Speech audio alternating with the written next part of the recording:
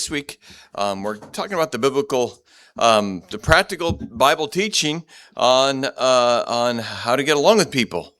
How to get along with people. Let's go ahead and go to Proverbs. A lot of the lesson will be in Proverbs because Proverbs has a lot of this wisdom.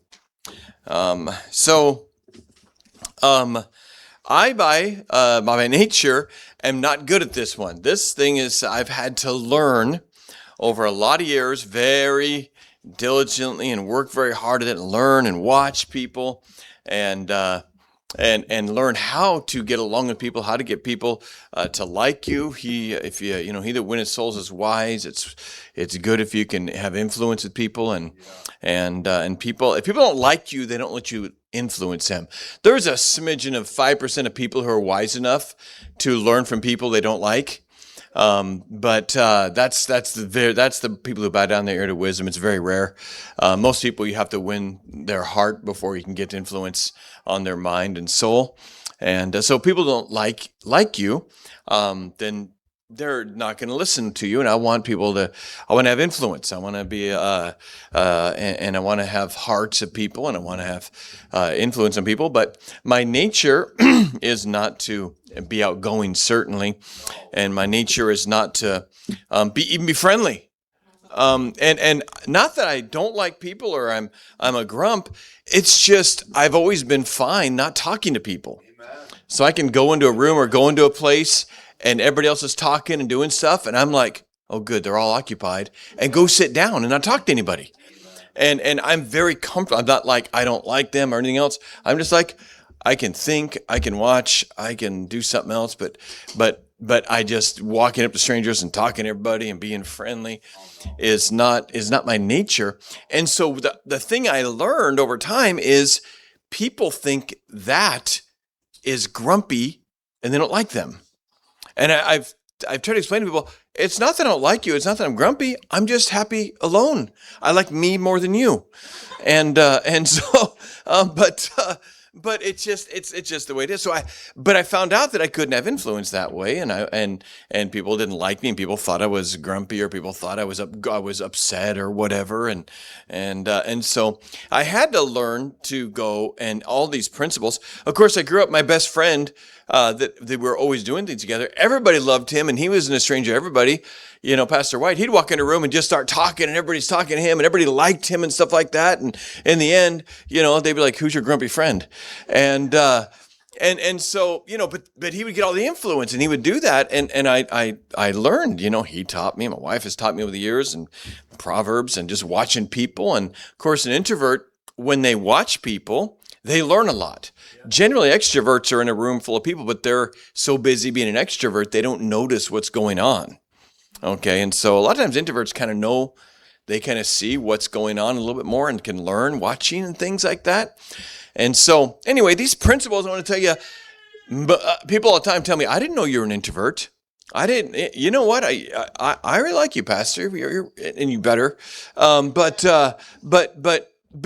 that's only because I've really worked on it.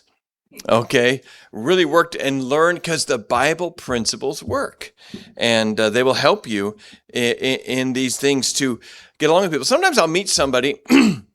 I generally get along with every personality type. I'm not sensitive, so the grumpy guy who grumbles all the time, I get along fine with the grumpy guy who grumbles all the time. I'll stand there and grumble with him. And the very emotional woman, I learned how to deal with emotional women.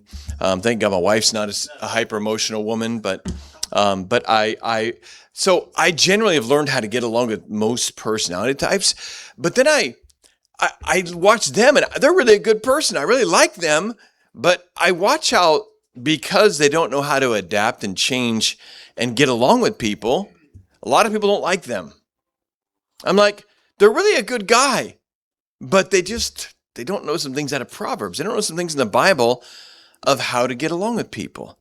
And so you don't understand that that's actually a good person, but they come across as a bad person. And it's because they use bad methods in relationships and with their tongue, what they say and what they don't say and things.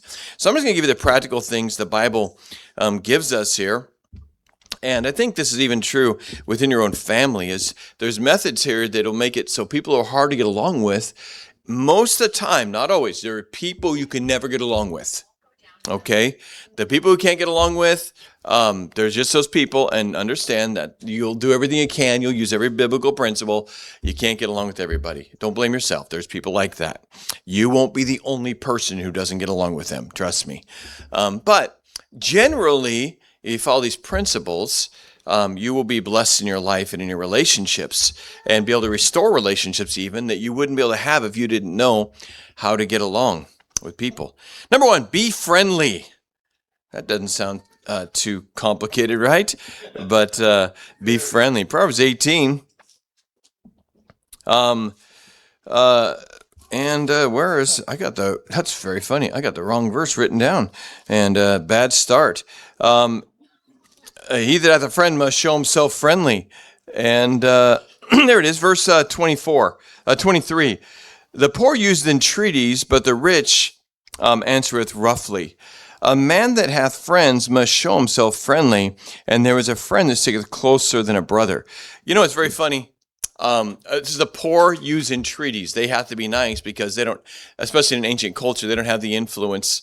But the rich answers roughly. I want to say this. Rich people, because they're used to getting their way and being able to get what they want with their money, tend to be grumpy and demanding people. And if you're rich, hypothetically, if you're rich, don't be cranky and think you're better than everybody. Okay? It's not a good, don't do that. Next verse, verse 24. A man that hath friends must show himself friendly, and there is a friend that sticketh closer than a brother. You'll find, you will find that if you are friendly, if you say hi to people, smile, just basic friendly stuff. You don't have to break out of even who you are, but just a basic small effort of good morning. You'll be surprised how the tune changes to people. All right? And how just the attitude changes. You got to be friendly. If you're not friendly, other people won't be friendly. If you want friends, if you're unfriendly, you're not going to have friends. People don't like grumps. People don't like people who aren't friendly. So you've got to do that. Now, this is something I had to work on because, again, that's not my personality. That's my personality is introverted and quiet and not being noticed. And so, but I found by God's grace, I can be outgoing and gregarious also. I have to be. If I walked in the pulpit and said, open your Bibles, turn to the verse, and just, that was it, walked out, never talked to anybody, a lot of people would say, I think that preacher's something wrong with him. I don't think I'm going to go to that church. I don't want him to influence me. I might be like him. So I've learned to be friendly and greet people. How's it going? What's your name? And just, you don't have to be, super personality person to say good morning.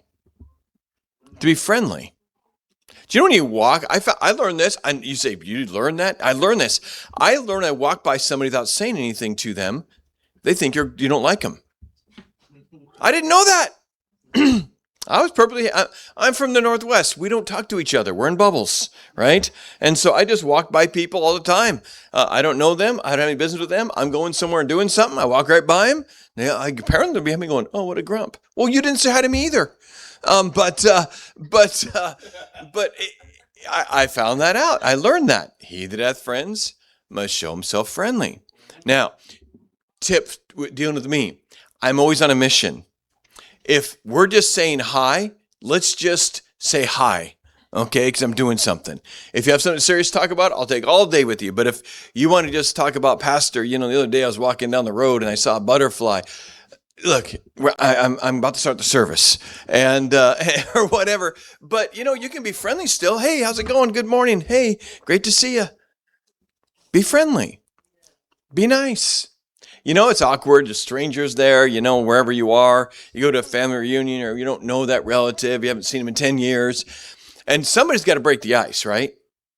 And some of you are great at that and you're gifted at that and you like doing it. And you think it's awkward if everybody's quiet. Look, you're the blessing that helps all of us. Okay, and you be that because God made you that way. You'll make it easier on us who aren't good at it.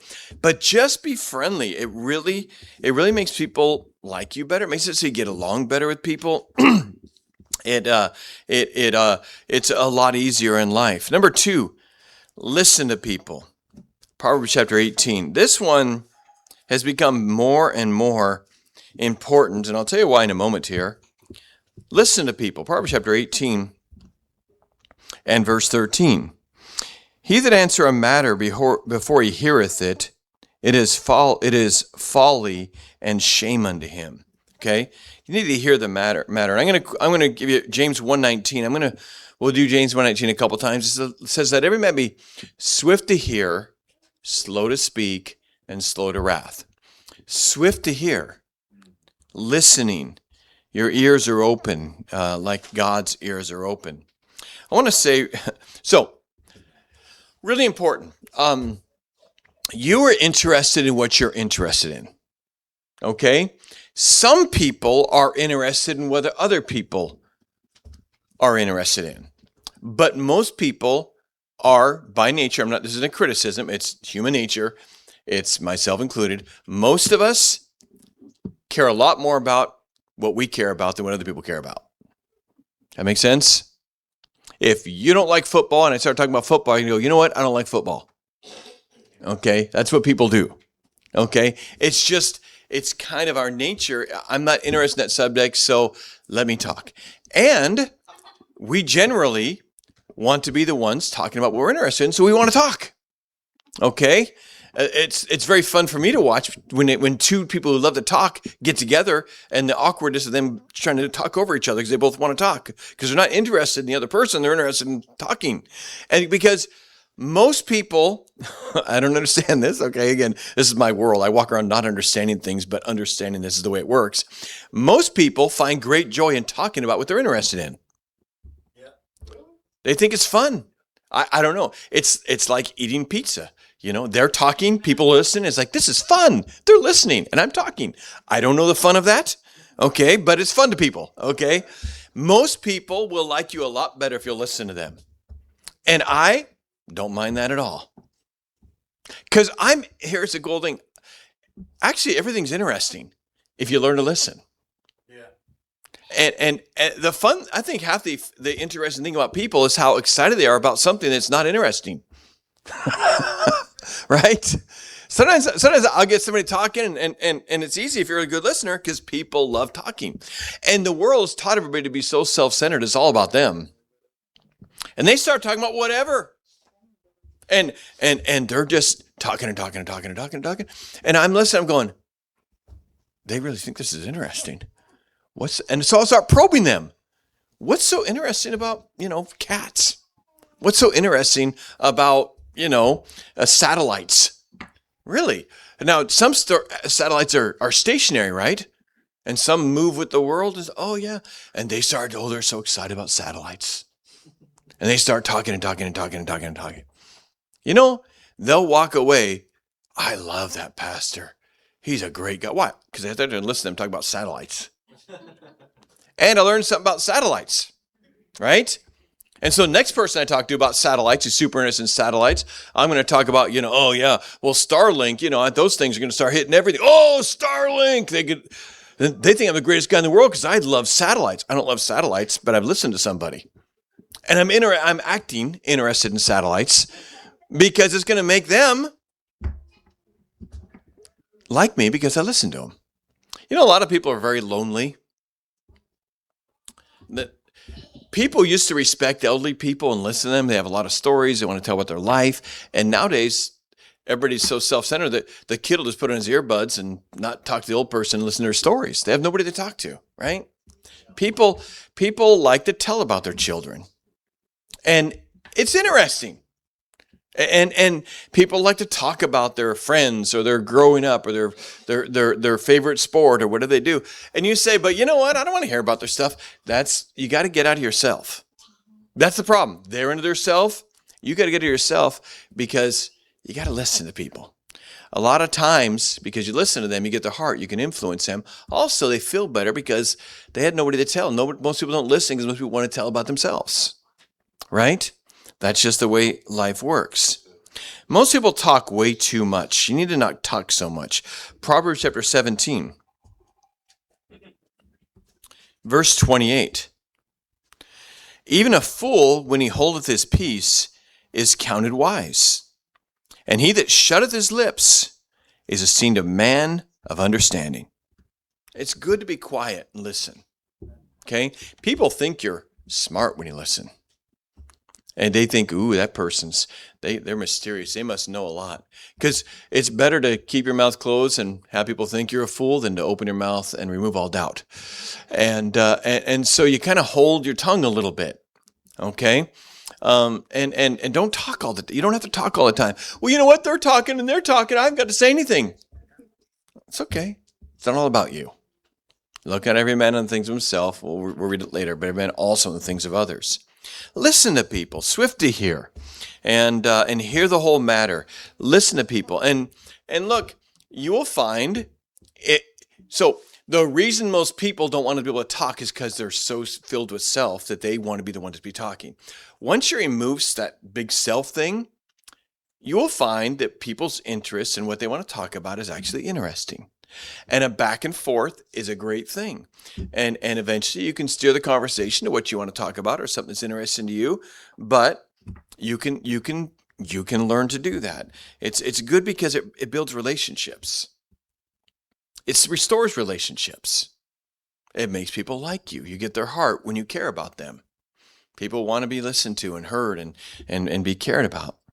And so don't talk all the time. Be a better listener. You don't need to say all of your opinions, hurts, and feelings. When you say don't talk too much, you don't need to say everything you think, everything you feel. Okay? All of your emotions. It's actually not good to do that. Proverbs chapter 29.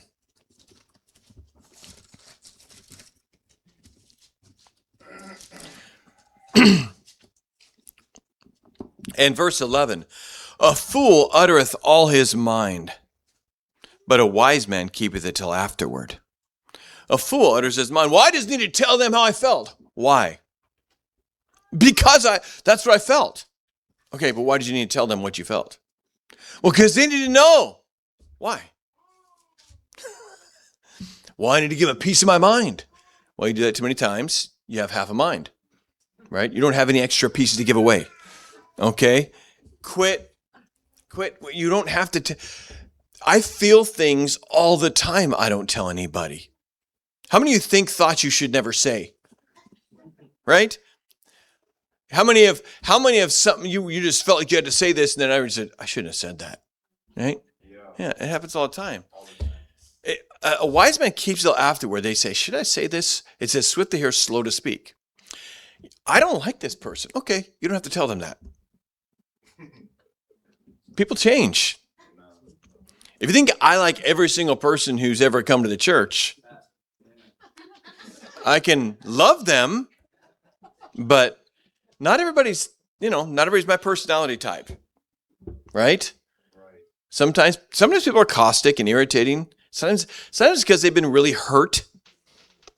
And matter of fact, the only thing that's their self-defense mechanism. They're afraid to get close because everybody they got close to hurt them. And so now, whenever somebody starts getting close to them, they lash out and start being nasty because they don't want to get close because they're not comfortable with that. They're afraid to get close. It's a self-defense mechanism. Somebody has to walk through that hurt and that nastiness that they're going to give you and be strong enough to take it and then get to them and earn their trust, and then be able to reach them and let them trust again. But that storm, that hurricane you fly through before you get to the eye of the hurricane is not fun, right? But somebody has to be strong enough to do that. Because hurt people. That's what they do. So somebody has to have great peace with they which love thy law, and nothing shall offend them. And I don't need to say, hey, you're a jerk, you know that? I don't need to say that. I might think they are, and they might be. But I don't have to. A fool utters all of his mind.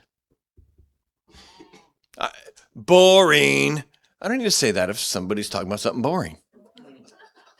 right? That's hurtful. You don't need to do that.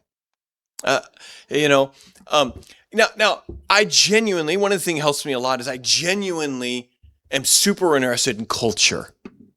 And so when I meet someone from another country, I'm super interested in their culture. What country they're from, what part of the country, what language they speak, what do they eat? If it's what I'm wired to do is the mission stuff. And so, boy, when I'm interested in their country, and I say, I ask them what country they're from, and they say, I'm from Kenya. I say, oh, what part of Kenya? Oh, I'm from Nairobi. Okay, good. And so I say, so you speak Swahili and English? Oh, yeah. So how do you know that? I know different countries. I know about Kenya. And do you have a dialect? Oh yeah, I speak da da da da, and I can never say their dialect names. And I say, oh, is that because your family is from the oh yeah, our family, we have property way out, and they're just somebody's interested in them back home, right? Just I don't have to talk the whole time, right? I don't have to be the one who talks the whole time. You don't have to express all your feelings. You don't have to tell people you don't like them. You don't have to tell them that you're having a bad day. Well, if I'm going to have a bad day, everybody needs no. Why do they need to know about it? But some people says if I'm in misery, I must bring everybody to my miserable place. I like company, and I want you to be with me there. Why? You don't like it there. Why do you want to bring somebody else there? You got to quit thinking about yourself all the time. All right. And you gotta listen to people. Number 3, goodness, we got 10 points. I'm on 3, and we're in trouble. Get rid of your pride. Proverbs chapter 13. Get rid of your pride. Proverbs chapter 13 and verse 10. Only by pride cometh contention. You want to get along with people? Get rid of your pride. But with the well-advised is wisdom. Well, they told a story, but you know what? They act like they're better than me. Yeah. Your insecurity is making you think it's a one-up thing. They told you about how much money they made. Well, I made this much one year. Stop with your pride. Stop that. Well, their kid's not cute. They think their kid's the cutest kid in the world. My kid's cute. I'm going to tell them how cute my kid is. Let them think their kid's the cutest in the world. But it's not true. So what? Unless you're me, your kid's not the cutest kid in the world. Right? That's okay. Their kid might be ugly, right? You don't need to tell them that. You don't need to tell them that. You don't need to. They used to go, oh, look at him, isn't he cute? Look at him, he's drooling. You're going, it's not cute. No, you don't need to do that. My kid's cuter than that. My kid started walking at 7 months. Well, my kid started walking at 6.5 months. Get rid of all your pride. You know what? If somebody thinks they're better than you, you don't need to make fun of them. You don't need to get rid of a lot of pride. Only by pride comes contention. If somebody is nasty, and let's take the person who's hurt, and they go and they lash out at you and say, who do you think you are coming up and talking to me? You get in the flesh and you want to get your pride out. Someone insults you. Someone calls you a name. You feel like you have to defend yourself because it's not true. Somebody could say something about you that's not true. And if you don't have a pride problem, you can shrug your shoulders because you're secure in Christ. You know it's not true. I look like I'm speaking French Swahili here. So I was talking. I'll tell you a story, and he's not going to listen to this. So I can tell a story. So I'm talking to the premier missionary in the world. I'm talking to Rick Martin. Praise God, this guy takes time to talk to me, and I'm learning from him, talking to him, and he's so excited about his graduates from his Bible college and all they're doing in the world, and he's talking to me. And he's telling me, he says, you know what? He says, what? This is amazing. Check this out. He says, I have a missionary in Haiti, and he is sending a guy to Senegal, Africa, as a missionary. Can you believe that? That is so awesome. I said, that is amazing. You know, we're the ones who instigated the whole thing, right? He doesn't know any of that. I let him sit there, be excited like a little kid. I never told him I had anything to do with it. I said, that's awesome. That's like Haiti's poor, isn't it? And he says, oh, Haiti's the poorest country in the world. And they're going to get a missionary. He doesn't even know how the missionary's going to get there. We're doing it, right? But I didn't tell him anything. Why? Because it's pride. He's excited. And the only thing it'd make me have to tell him is like, hey, I've been to Haiti way more times than you. I preach a pastor's conference. I'm the one who, me? I've been working this thing for 2 years. No, it's not about me. You got to remove your pride. And then other people can do great. Other people can be excited. Other people can think, whatever, it's not about you. Right? A lot of times when we start a ministry, we set the guy up for success. Financially, with workers helping him, with the building, with our know-how, we've done it so many times. We set him up, and that guy has a great start, and boy, he comes to me all rejoicing in how great he's doing. And he's feeling like, man, God's using me, and God is using them. I don't need to say, hey, buddy, the only reason you're doing so well. But pride lifts itself up and says, you know what, everybody's paying attention to them. I'm going to kind of shove myself. My brother is always talking about this. I can't stand it. Let him talk about it. If you get rid of your pride, you don't have to fight. Yeah. A lot of times I find someone who's got to talk about themselves or one up or say they know more than me and all that. And okay, if you think you're better than me, that's fine. I don't care. It's fine. I don't need to have contention over that, right? You don't have to do that. I find actually a big advantage that people thinking less of me, I actually find to be a great advantage. It just helps me in a lot of things. A lot of times people think I'm naive because I don't strut about a lot of things. I don't go tell people. So they think I don't know about something. And they'll think, Pastor doesn't understand that person, what they're doing. Actually, me not, because pride says, I'm going to let them know I know what they're doing. I find it to be advantageous to know what they're doing without them knowing I know what they're doing. Right? I'll have people come to me and say, Pastor, that person there, they're not being honest. They're not really going to, and I'm like, I knew that a long time ago. Well, why don't you confront them and tell them, you know, you're not dumb. I don't care if they think I'm dumb. See, manipulative people, if they think you're dumb, they put their guard down and they lie worse. They don't use their best tricks on you. I'm actually the manipulator here. And people come to me and say, Pastor, did you know so-and-so? They're like this. Why do you think that? I'm going to try to learn from that person. Now, they think I don't know that person's like this. So I want to learn how they see that, why they saw it. Because I saw it, but I have a reason I saw it, but they saw it. Why'd you think that? Why'd you notice that? And because I used to do this, and I used to be an addict, and so I did these things, and da-da-da-da-da-da-da. And what else? So what do you do? Well, how do you know who to help? I'm pulling knowledge from them. Now, I might know all they're going to tell me, but them thinking I'm naive is going to make them teach me more.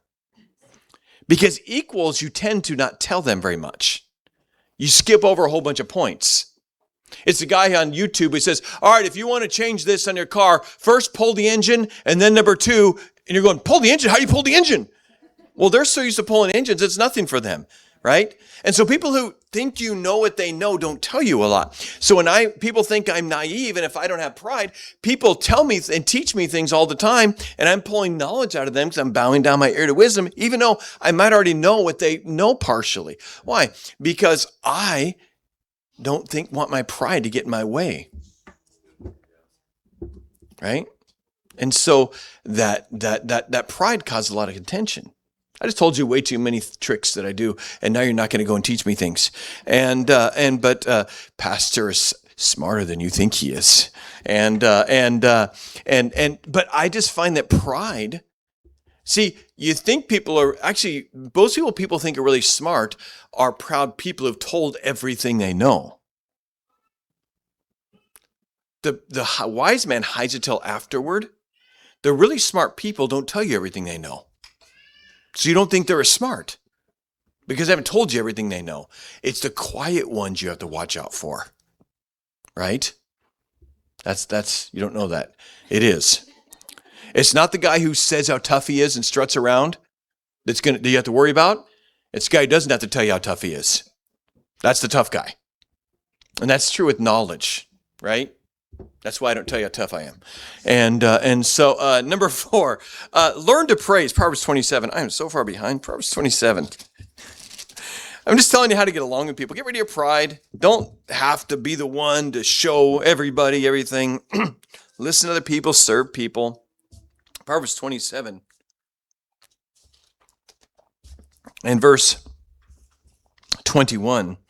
As a firing pot for silver and the furnace for gold, so is a man to his praise. People love being praised, and it melts their heart. I praised 4 people this morning that did what I was hoping they would do. I didn't criticize people for not doing what I wanted them to do. Just so you know, there's a smidgen of people who will do better when you criticize them. But there's a whole lot of people who do better when you praise them for the good they do, and they'll stop doing the disappointing things because they want to earn your praise. But most people by nature, and especially leaders, their nature is, I expect them to just do what they're supposed to do. And when they don't do that, I'm going to criticize them. So really all that they can do is earn what they're supposed to do, which is not going to earn any praise from you. So they're not going to try very hard because there's very low reward. The reward is just not to be criticized. Does that make sense? Where the person who's going to praise them, okay, when they do what they're supposed to do, what they want to do is say, well, I'm going to do even better. Okay? It melts people's hearts, And so, when the person who hasn't been to church in a long time comes to church, I'm not going to say, where you been? We've missed you. It's been you haven't been here to do things. And man, this is do you think they're going to want to come back again next week? Or the next time they're away for a while? But I'll walk up and say, hey, I'm so glad you're here, man. Thanks for coming today. It's great to have you. They're like, I want to come back next week. I thought they'd be all critical of me. People, it says, as a firing pot for silver, as a furnace for gold, so is a man to their praise. You will find if there's this person, if here's a level of what they're supposed to do, and they're hitting, 30% below that, if you praise them for the 70%, you'll find the 30% gets up to there, and the 70% goes a notch higher. Because people want to be praised. They want to be appreciated. Okay? Most people, if their boss would just say, great job, they would take that as a raise. Because people, and so learn to praise people. Learn to say, hey, you look great today. Good job. And especially praise people's character. You worked hard on that. Man, you really have really are a blessing. You did that all on your own. You're unselfish in that. You didn't have to do that. Man, that was great. Learn to praise people and not flatter them. Don't lie about your praise and don't do it to get something. But it's good for relationships to praise people. Critical people who only criticize, they are despised, and people just give up trying to please you. And so learn to praise. It's important you do that. God did it.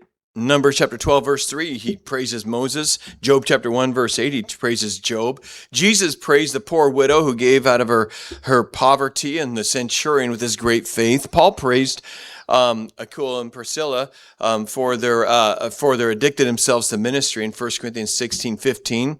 He praised Timothy as a man who understands Paul and will care for the people naturally.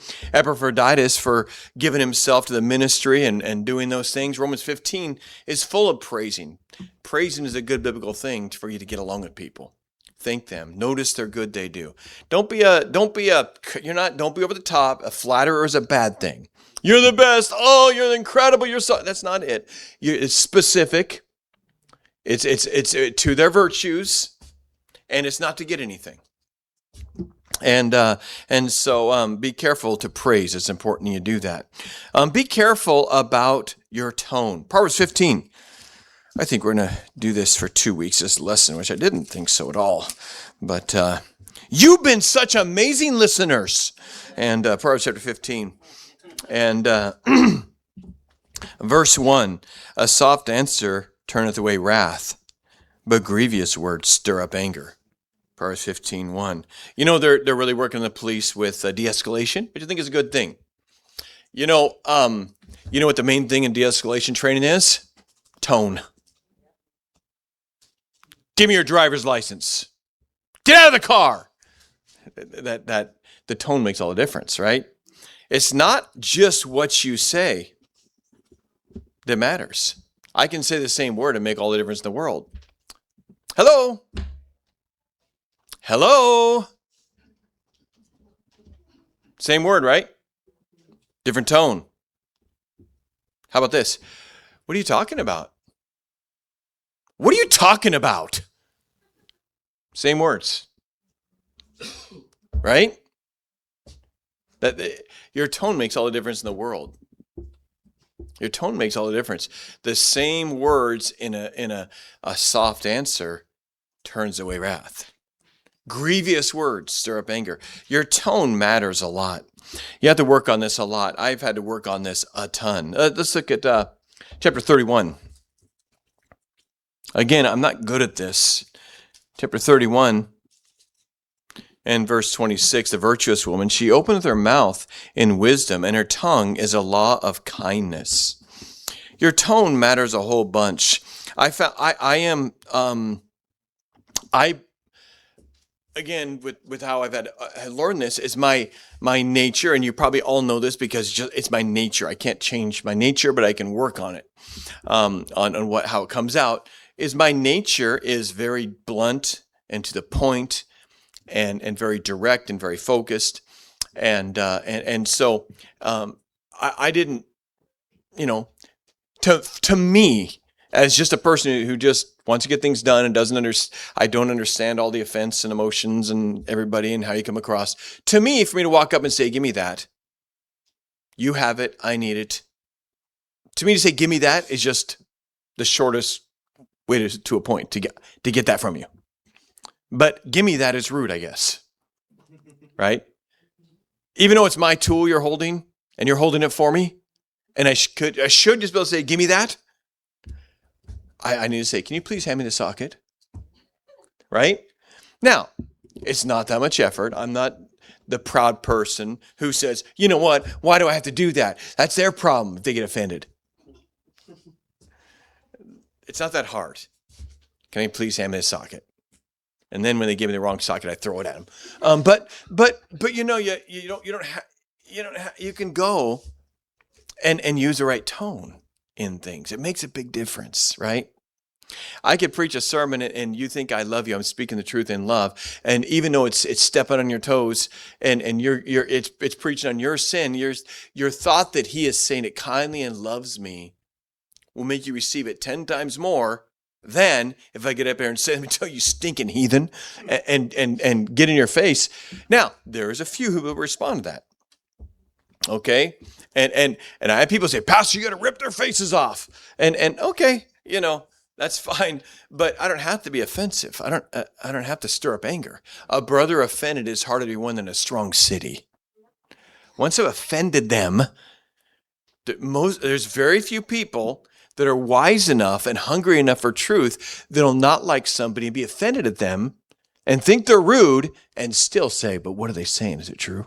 There's very few people like that, especially in America. Americans are really sensitive people. If they don't like you, it doesn't matter if you're telling them how to turn rocks into gold. I don't care I don't care if you turn rocks into gold. I don't like you. Okay. Just so you know, if you know how to turn rocks into gold, even if I don't like you, I'll listen to you. Right? And so, but most people don't. Most people are too sensitive. And Americans are really sensitive, and you really be careful with tone. And it's a good way to do that. Now, don't change the message. Never compromise. But you can be nice, right? You don't have to be rude. I can walk up the door, knock on the door, they open the door and say, you're going to hell, and you need to get saved. Oh, okay, but, they're probably going to slam the door on me before I can get the gospel to them, right? And so you don't do that. Next, last one.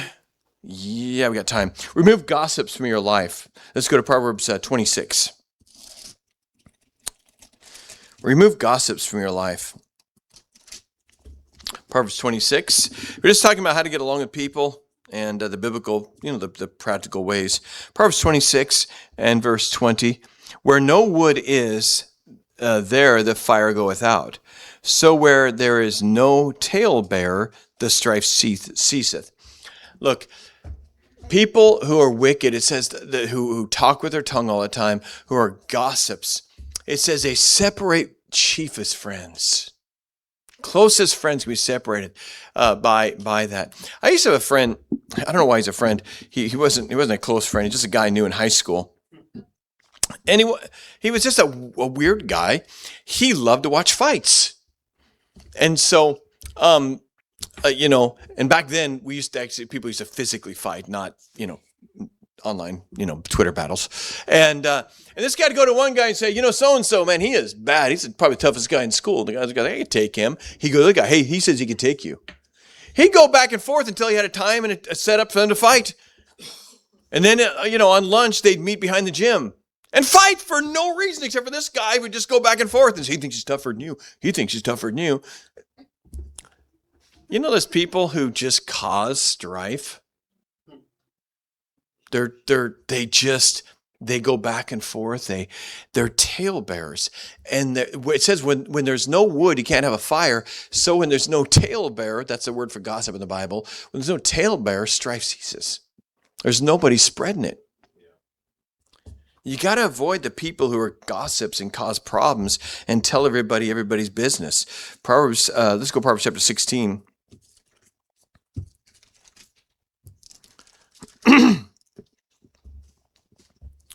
And verse 28 says this. It says, a forward man soweth strife, and a whisperer separateth chief friends. It's pretty bad, right? It's not good. You got to be careful about those. Let's do 17, verse 9, just one more. He that covereth the transgression seeketh love, but he that repeateth a matter separateth very friends. You see, the Bible teaches that people who talk cause strife and problems. Man, we are such a good church. We are so good at this, at not gossiping about. People have all kinds of backgrounds and histories and troubles in our church and the church in our region with all the things we have, and most people in our church talk to some people that are their friends that pray for them, and not in a bad way, saying, hey, I'm struggling with this, or they tell me what's going on, or we know what's going on, and then it stops right there. And they're safe, and somebody's praying for them, they have some accountability, and it's all good. Every once in a blue moon, we get a gossip in the church, and I immediately know it. I don't even, because I am not, the gossips don't come to me. And so I'm like a dead end, and I'm not interested in them. And so they can't get any information out of me. The worst thing about me is I don't give any information. So, but I'll know because people start having strife. And I'm like, we got a gossip somewhere in the church. Who is it? And I will go to that person. I'll say, look, we love you. We don't gossip at this church. You're going to stop it. Here's the Bible verses on gossip. You're not going to gossip at our church. You'll either not gossip because you choose not to do it, which is the best thing because it's sin against God, or you're going to leave our church because we won't have gossips in our church. And inevitably they leave, almost always. Sometimes they'll learn not to gossip. But why? I would rather lose people than have a gossip in the church. They just cause so many problems and hurts and disasters and drama. And I hate drama. And so because they cause strife. And so we don't allow it. It's just not allowed. We have, a little plot over there. The dirt's real soft, and sometimes you just never see the person again. And but we just don't allow it, right? The gossip's going to say, hey, they kill people. There's somewhere they buried bodies. Yeah, and you're next. And but we don't allow it because why? It's horrible. And by the way, what a stupid thing to do, walk around and just talk about people's faults and failures and hurts and worst times. What a terrible thing to do with your life. And people deserve some privacy and to rebuild their lives and not to have people talking about them and looking at them and stuff. Just if you want to get rid of that, you've got to avoid a certain type of person in your life, and you got to get rid of the gossips. All right, we got to finish up. We're done with time. We're going to talk about this morning. So hang around. We're going to talk about the danger of AI this morning. And so hope you'll hang around for that. Let's go ahead and pray. Father, thank you for the chance to teach your word.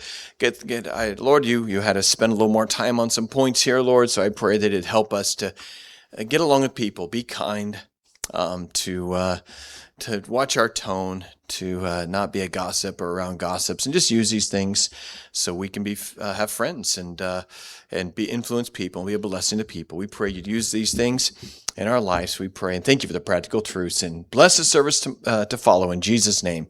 Amen. You're just